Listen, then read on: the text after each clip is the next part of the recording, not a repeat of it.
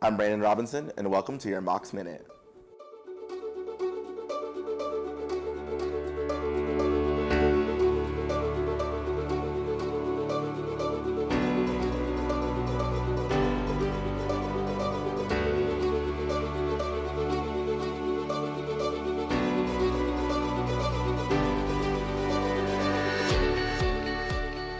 Changes are coming to campus with the end of the spring semester. Starting at the end of April, the rec room here on the bottom of the University Center will close.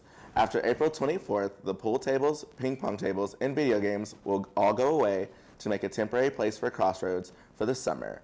That's because Crossroads will undergo renovations for the fall semester that will include more seating, plus the addition of the Mongolian grill and sushi.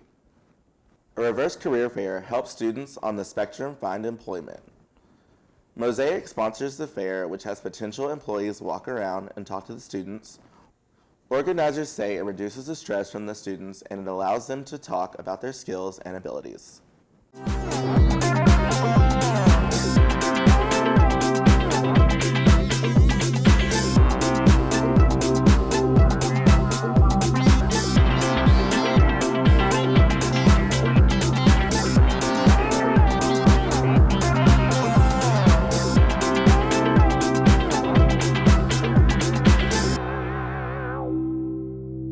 The Mocs get a good look at what's ahead for the football team.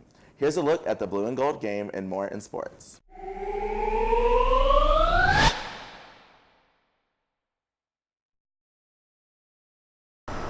Thanks. I'm here at Finley Stadium where the Mocs hosted their annual spring showcase last Saturday, and we got our first glimpse of the 2018 squad.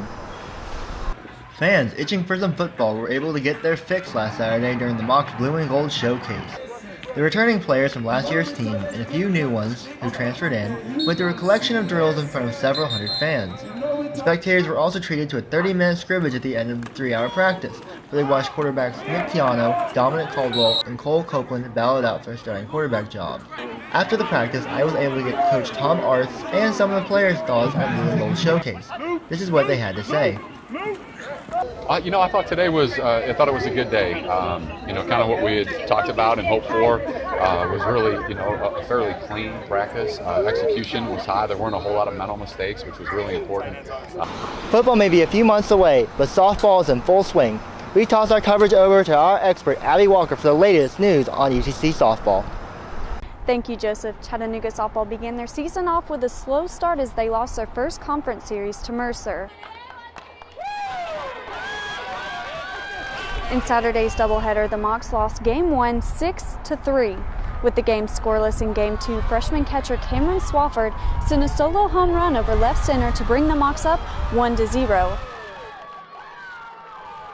The lead did not last long, though, as Mercer came from behind to beat the Mocs in a close game 2-1.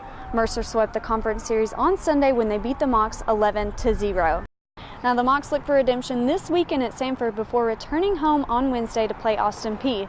So from one diamond to another, we pass the coverage over to our Jolie Poole for the upcoming minor league baseball season. Jolie? Thank you, Abby. April 5th marks the 2018 opening day for minor league baseball, and the Chattanooga Lookouts begin their season here at AT&T Field. Next Thursday, the Lookouts face the Birmingham Barons in their opening stretch at home.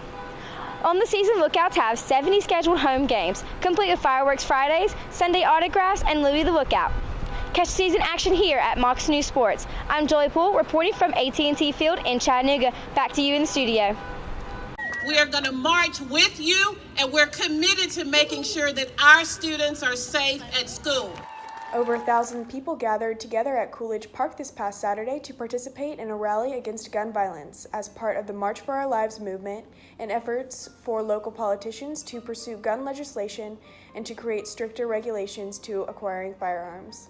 UTC student Brooke Smith participated in this year's march. On Saturday, we all gathered here for the March of Our Lives event. We had young kids, students, families, teachers, legislators. We had all sorts of people, and we gathered here in Coolidge Park, and we marched across the bridge all the way to the state building, and we just lobbied there and stood there. We told them what we wanted. We wanted more gun policy, more legislation to be made. For more information about the event and how you can get involved in the movement, visit the March for Our Lives Chattanooga Facebook page. Adult film actress Stormy Daniels is suing President Donald Trump. She claims that the hush agreement for $130,000 is invalid because President Trump never signed it. A hearing between President Trump and Daniels' lawyers is scheduled for April 30th. Facebook is under scrutiny for giving a Cambridge Analytica researcher access to data from 50 million Facebook users. This information was used by the Trump campaign in the 2016 election. Facebook's CEO, Mark Zuckerberg, has agreed to testify before Congress later this year. You're fired and you're fired. The White House is going under drastic staff changes. Trump recently fired the Secretary, Head of Veteran Affairs, David Shulkin. Trump will replace him with his former physician. Other firings include the former Secretary of State, National Security Advisor, and Staff Secretary. That does it for this edition of This Mocs Minute. Thank you for joining us. Have a great weekend and a great holiday from all of us here at Mocs News.